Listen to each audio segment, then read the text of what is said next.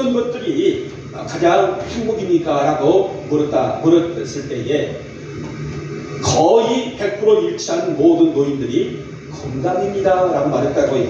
그리고 이 행안부가 발표한 12월 달에 보니까는 우리나라가 한국 사회가 벌써 65세 이상이 20%가 넘었다는 보도가 있어요. 여러분, 우리 한 사회에, 한 국가에 전 국민의 20%가 넘었다는 것은 이미 그 사회는 초고령 사회가 됐다는 거예요. 그만큼 노인구가 증가하면서 한국 사회는 노인들의 삶, 노인들의 건강, 또 노인들의 삶의 질이라는 단어들이 앞다투어 나오고 있어요. 그러나 삶이 강건하고 새롭다는 것은 비단 노인들만의 영역일까요?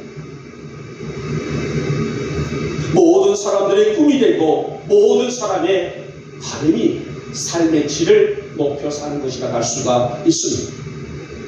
자, 오늘 다윗은 인간의 삶의 질을 문제로 하나님과의 관계로부터의 시작을 말합니다. 내게 물질이 많아서, 내게 어떤 부동산이 많아서, 내게 건강해서, 내게 인기가 있어서 이것을 먼저 얘기한 것이 아니라 다윗은 말하기를 한 사람의 삶의 질, 다윗이라는 삶의 질을 높이는 것은 하나님과 나와의 관계가 뭘 한다? 소통을 이루는 데부터 있다라는 얘기예요.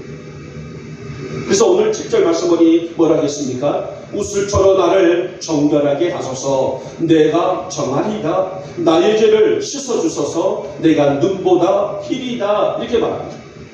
죄로 인해서 하나님과의 관계가 단절이 되지 아니하도록, 그래서 죄를 밀어내고 깨끗한 심정과 깨끗한 영혼을 통해서 하나님과 늘 소통하며 살기를 원하는 그런 갈망이 다윗의 고백이라는 것입니다.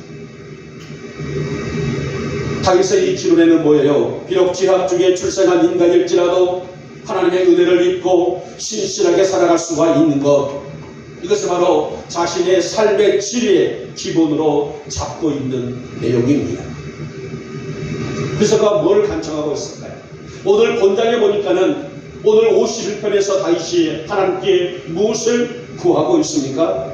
하나님이여, 내 속에 정한 마음을 창조하시고 내 안에 정직한 영을 새롭게 하소서. 이 말씀은 아까 제가 말씀드렸던 것처럼 하나님 내 안에 순결한 영을 주십시오. 하나님 내 안에 깨끗한 영을 주시옵소서. 내 마음이 더럽히지 않게 하시고 오늘도 정결된 내 마음을 가지고 내가 주님을 섬기기를 원하나이다. 그러니 내가 내 심령이 내 마음이 피폐되지 않도록 내 마음을 주장하여 주시옵소서. 이러한 고백이라고 할 수가 있는 말씀이에요. 다윗은 늘 신실하게 살기를 갈망했어요. 늘 하나님 앞에 진실하게 살기를 갈망했습니다.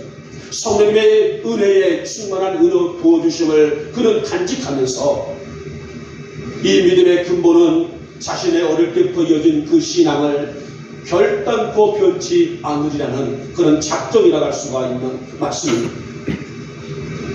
그래서 다윗은 어떠했을까요? 어떤 일을 한다 할지라도 하나님의 은혜를 생각했던 사람이었어요. 자신의 부귀보다, 자신의 영화보다 하나님의 영광을 먼저 생각한 사람. 그때마다 하나님은 그의 삶에 강건해질 수 있도록, 그의 인생이 강건해질 수 있도록 넘치도록 복을 쏟아 부어주신 사실들을 우리는 성경을 통해서 얼마든지 접할 수 있는 내용 아닙니까? 그런데 이렇게 항상 하나님과의 관계를 충실히 했던 그의 삶에 한순간 넘어져 버린 것입니다. 여기에 대한 기록이 더 세세하게 여러분들이 좀 이해하시려면은 사무엘하 11장부터 이렇게 이어져 있어요. 여기에 대한 사건들의 내용들이 사무엘하 11장 정도에 자세히 기록되어 있으니까는 집에 돌아가셔서 한번 그 읽어보시길 바랍니다. 자, 그렇게 신실을 지키며 하나님 앞에 거룩하게 세워지기를 갈망했던 다윗, 그렇게 살아갈 때에 다윗은 뭐가 있었을까요? 기쁨이 충만했었어요. 삶이 안정되고 나라와 민족을 다스리는 즐거움과 기쁨이 오늘 다윗 자신을 더 행복하게 만들었다는 거예요.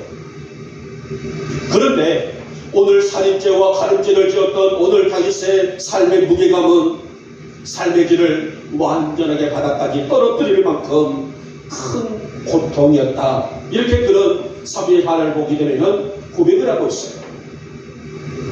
사랑하는 여러분, 성도의 믿음은 성도의 삶의 현장까지도 빛나야 한다는 것입니다. 무슨 말이냐면은 오늘 예배드릴 때 주일만이 아니라 내가 일상을 살아갈 때에 나의 삶의 현장 가운데서도 우리의 믿음의 가치가 뭐하라? 빛나야 된다는 것입니다. 드러나야 된다는 것입니다. 이것이 진정한 믿음이다. 이렇게 다윗은 정의를 하고 있어요. 오늘 다윗이 정직한 영을 달라고 한 것도 자신의 삶이 완전하게 세워지지 아니하면은 하나님 앞에 아무것도 아니란 사실을 깨달았기 때문에 하나님 내가 더욱더 순수한 믿음을 가지고 깨끗한 믿음을 가지고 주님을 섬기는 종이 되어지기를 원합니다. 우리 어머니 교우들이 우리의 삶이 안팎으로 정결해지기를 축복하고, 그래서 우리 영육의 삶의 질을 높이며 살아가시는 우리 영역의 모든 교우들 되시기를 이 아침에 주님의 이름으로 축복하며 축원합니다. 마지막에 세 번째 봅니다. 마지막에 세 번째입니다. 제가 이렇게 마지막을 강조하는 것은 이제 설교가 끝나는구나. 그래서 저하고 여러분하고의 아이 컨택을 좀 하고 싶다. 죄송합니다. 어려운 말을 했어요. 여러분과 저희가 눈과 눈이 좀 마주치면서 설교를 좀 마치고 싶다라는 저의 간절함입니다. 자, 세 번째는 뭐예요? 한번 읽어볼까요? 시작. 영이 강건해질 수 있도록. 자, 계속해서 다윗은 자신의 영적인 현실에 대한 갈망과 소원을 구하고 있어요. 사실 다윗은 자신의 영적인 상태를 늘 민감하게 느끼고 바라본 인물이었습니다. 다윗 자신에게 여호와의 영이 역사하심으로 성령과 교제하는 이 영적인 관계를 통하여서 더 강하게 세워지기를 원합니다. 이런 영적인 욕심을 가졌다는 거예요. 그게 단순하게 신앙생활 하면서 하나님 앞에 나아가는 그런 믿음으로가 아니라 하나님과 나와의 관계가 더욱더 튼실하게 하시고, 그래서 이 튼실한 관계를 통해서 내 영이 더 건강하게 살아갈 수 있기를 원합니다. 이런 고백을 그가 가졌다는 말입니다. 그래서 시편, 우리에게는 너무나 잘 알고 있는 23편에 있는 말씀 아닙니까? 아마 여러분들은 이 시편 23편을 뭐 다 외우지를 못할 망정, 그러나 어느 정도의 이 얘기가 어떤 내용인지를 아마 성도들은 알 만큼 너무나 유명한 말씀 아닙니까? 그래서 그는 시편 23편을 통하여서 영이 강력히 역사하여 영적인 상태가 강하게 나타나고 있는 네 가지를 얘기를 하고 있더라고요. 제가 그 네 가지를 이 시간에 얘기를 해드리겠습니다. 귀를 쫑긋 세우고 한번 들어보십시오. 자, 첫 번째는 죄에 대해서 역겨움을 느낀다.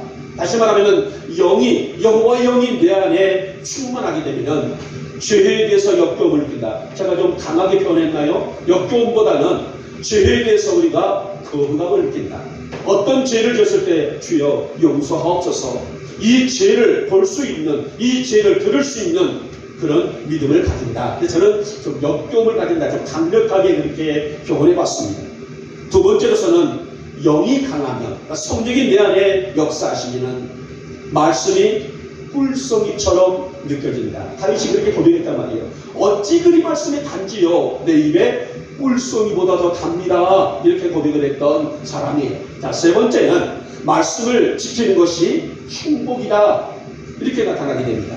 말씀 가운데 살아가는 것이 영적인 행복이고 영적인 만족이다.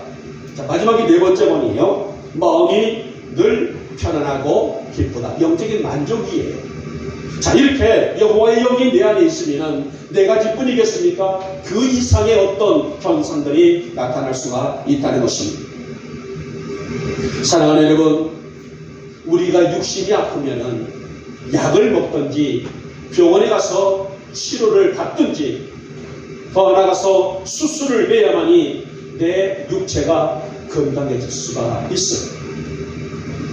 제가 여러분들에게 흔히 자주 말씀드렸던 기관지가 좀 약하다 보니 이렇게 잔기침을 좀 많이를 한단 말이에요. 자, 근데 제가 걱정되는 것이 이거 기관지의 문제만이 아닐 수도 있다라는 생각이 들어요. 어떤 폐적으로도 자꾸만 장기침을 걸럭걸럭 했하게 되면은 폐에도 지장이 있겠다 싶어서 좀 검사를 좀 해봐야 되겠다라는 그런 마음을 가졌는데, 그저께 여기 보건소에 갔습니다. 우리 야미 보건소를 갔는데, 여러분, 이 야미 보건소의 약 장사는 아니에요. 이 보건소 약이 참 좋아요. 저는 그 좋다는 걸 느낍니다. 그래서 소장님, 제가 이렇게 감기 기운도 좀 있고 늘 이렇게 기침도 했었는데 약 좀 주십시오 했더니 약을 줘주더라고요. 또 제가 하루에 2번씩을 먹었더니 굉장히 좋아졌어요. 장기침도 멈춰가고 있고, 전보다도 지난번에 10번 했다도 지금 한 5번 정도로 이렇게 줄어들고 있더라고요. 저는 더 가서 갖다 놓고 또 먹어야 되겠다라고 그런 생각합니다만은, 여러분, 우리가 몸이 아프면 약을 먹어서 치료하든 수술을 하든 아니면 병원에 입원해서 어떤 치료를 받아야만이 내 육신을 건강을 유지할 수가 있습니다. 만약에 그것을 방치해버리게 되면 그 병 때문에 생명도 잃을 수가 있기 때문이죠. 제가 서두에 삶의 질이라는 말씀을 드렸어요. 삶의 질. 자, 성도들에게 있어서의, 자, 무엇이 우리에게 있어서의 영적인 삶의 질일까? 여러분, 이 땅에 있는 많은 사람들에게 있어서 약 95%가 만약에 10명 중에 당신의 삶의 질을 높이는 것이 무엇입니까? 말한다면 95% 정도가 건강이라고 말했던 것처럼, 그만큼 모든 사람들에게는 삶의 질을 높이는 것이 건강이다라고 말한 것처럼, 성도에게도 영적인 삶의 질을 높이는 것이 뭐예요? 영적 건강이라는 말입니다. 오늘 다윗이 바세바 사건과 우리아의 사건을 접한 후에 어떤 일이 나셨습니까? 영적으로 너무나 피폐했습니다. 고통이 있어서 그렇게 즐거움이 있고 만족이 있고 감사가 있었던 그의 삶에 고통이 말할 수가 없었어요.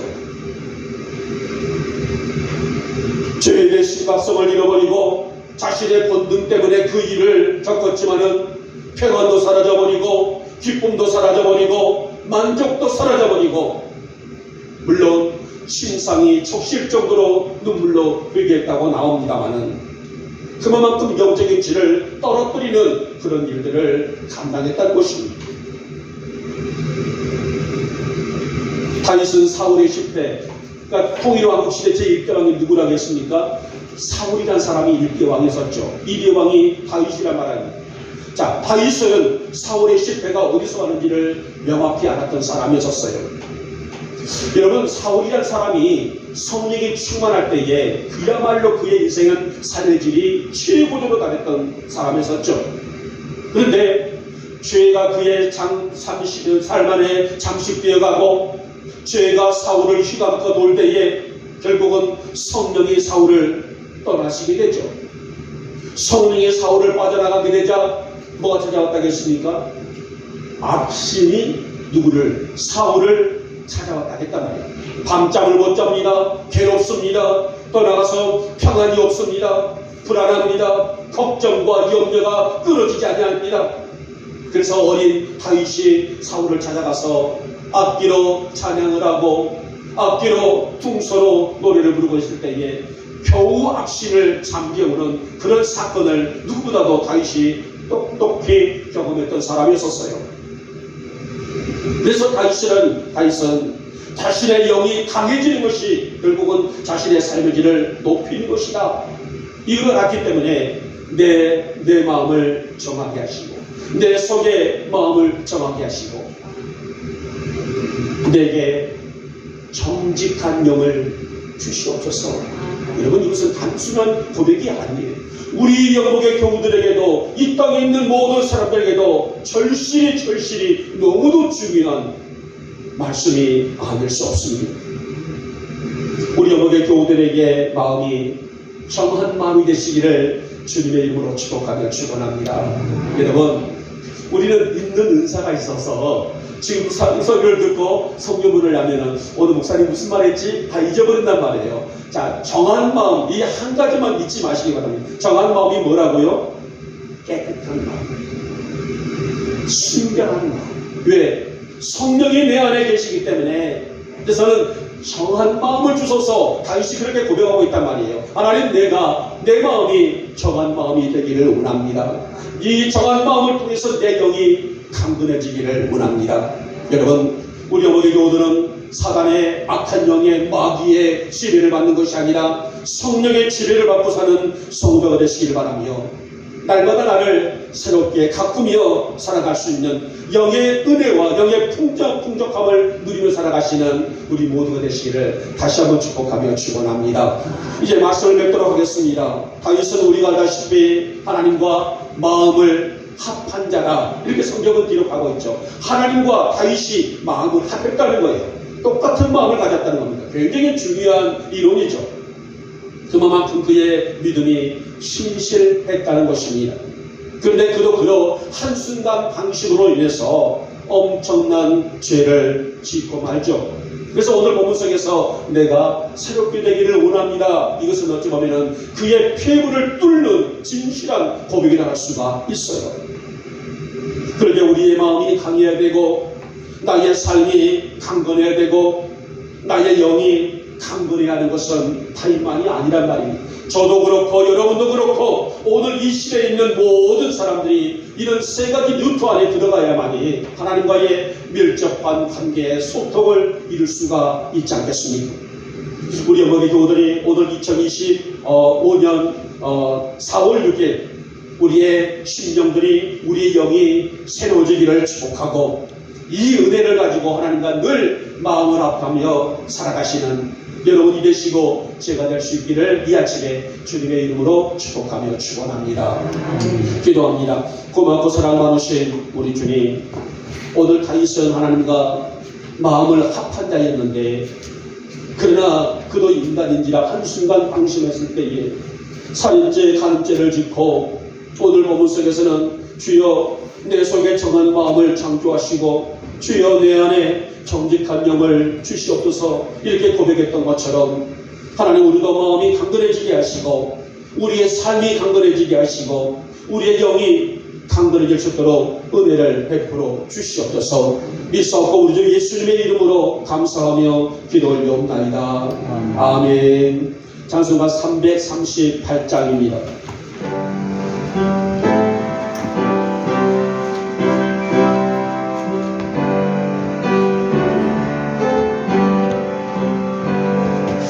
내 질가를 하게 하는 십자지 같은 고생이라 내 일생 소원을 내 찬송하면서 주께로 나가기 원합니다. 내 고생하는 것 옛야곱이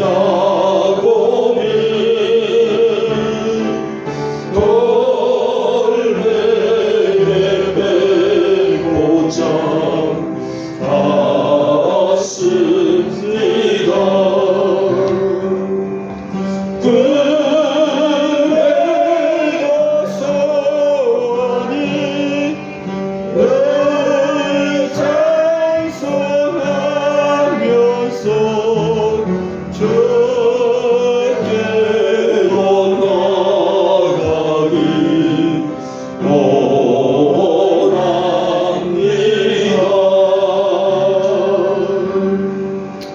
아멘. 강구 말씀드립니다. 지금 사순절이고요. 이제 벌써 4월 첫 주고요. 4월 셋째 주일이 부활주일입니다. 꼭 기억하시고, 셋째 주일 부활주일 때는 어음일주일 삼가하시고 부활주일을 지키도록 해주시기를 바랍니다.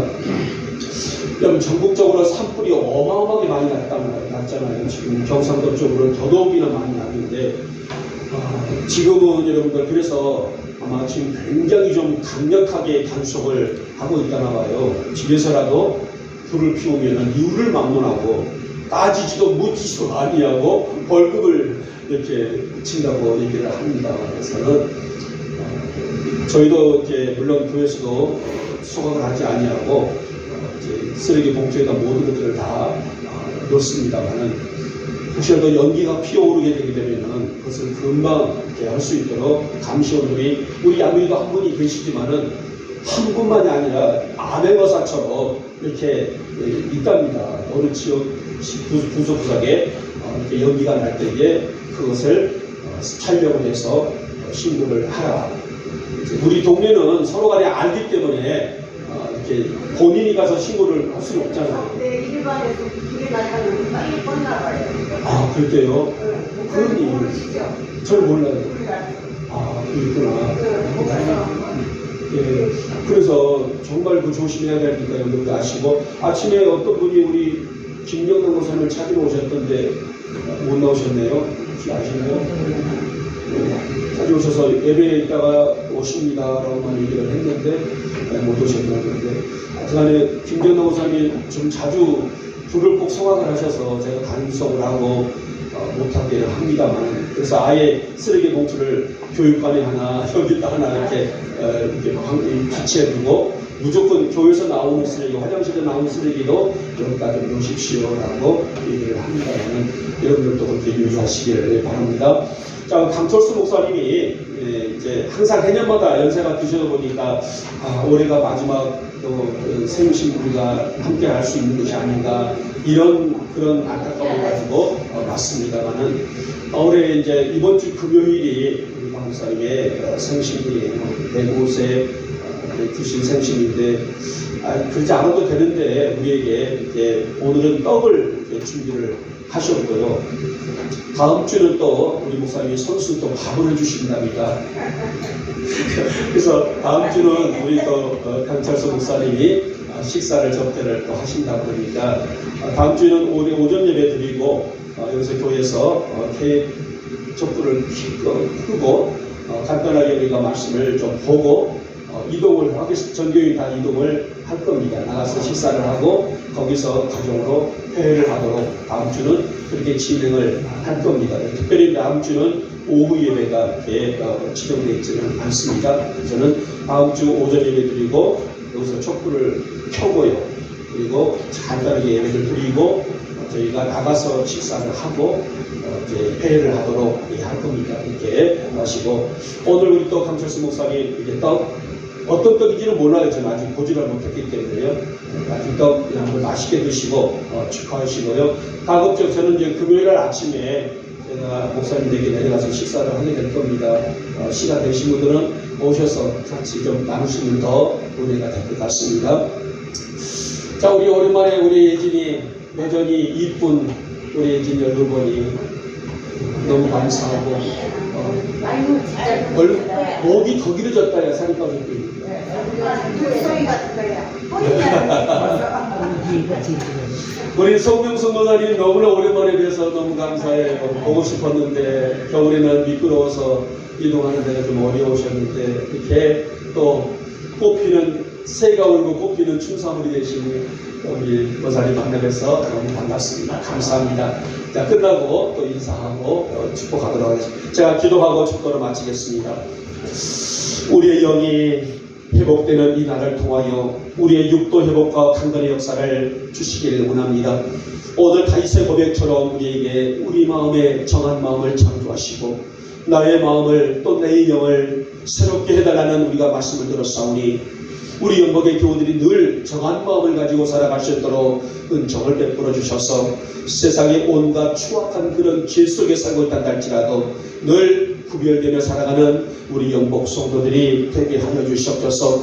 하나님 오늘 말씀에서 우리에게 들려주시는 음성은 믿음이 있는 곳에 역사가 있고 이러한 모든 역사는 우리가 지니고 있는 말씀이라고 하셨습니다. 이 아침 우리 성도들의 믿음의 기적과 믿음의 능력과 믿음의 역사를 온전히 세우는데 부족함이 없는 믿음의 대장부들이 될 수 있도록 은혜를 부어주시옵소서. 오늘 또 주의 내전 나올 때에 빈손으로 오지 아니하고 부양님을 동원합니다. 받으시고 축복하여 주시옵소서. 11조 예물입니다. 또 생활의 축복을 주시옵소서. 주일원금입니다. 각종 감사 예물입니다. 저들의 고백을 받으시고 고백대로 이루어지게 하옵소서. 건축예물과 선교와 하나의 예물입니다. 세상을 깜짝 놀라게 하는 하나님의 권능이 저들 위에 임하게 하여 주시옵소서. 성리로 식탁을 공개합니다. 마르지 않는 양식을 늘 허락하여 주시옵소서. 하나님 베풀고 꾸주게 하시고 마르지 않는 복을 허락하여 주시옵소서.